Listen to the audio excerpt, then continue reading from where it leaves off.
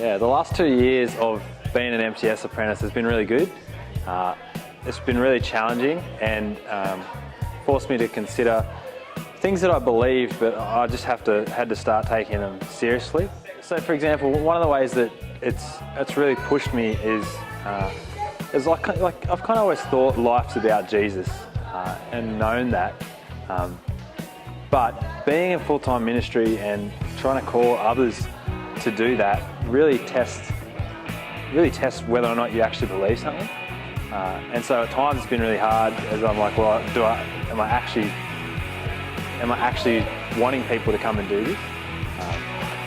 But the more you read about Jesus and the more you see what he's like, the more you just can't help but naturally want to serve him and live for him.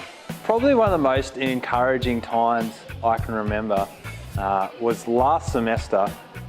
In our life program, there was just this group of people at one of the tables, and they were kind of they had some really big questions about God, and yeah, we kind of butted heads a little bit, but it was really good. They kept coming back, and they're Christians now.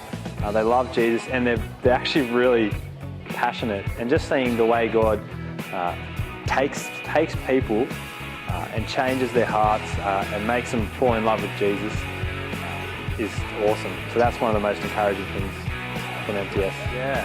What has been one of the hardest things for me? I think sin is always a hard thing. Like it's just everywhere in lots of little ways, and trying to keep putting to death sin because you love Jesus, not because it's a legal thing, but because he saved you, trying to put to death sin. And you can get caught in this real, I often got caught in this real cycle of, why can't I do better? Why can't I be more godly?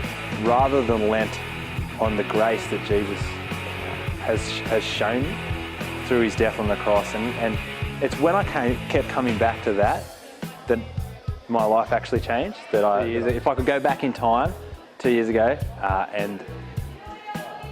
and someone said, do you want to do MTS? Knowing what I do now, yeah, I would totally do MTS again. The biggest bit of advice that I'd give is get your personal life in order. You're a Christian first and foremost, you follow Jesus. And yeah, you don't get any superpowers by being in ministry, you don't get any special kind of privileges before God or anything like that.